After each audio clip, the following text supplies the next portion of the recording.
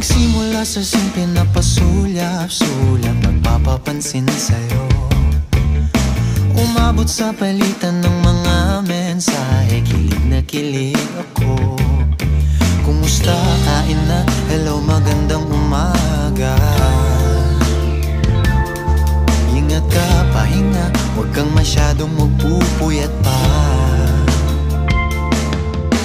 Naramdaman ng puso na dahan-dahan na pang nahuhulog sa'yo.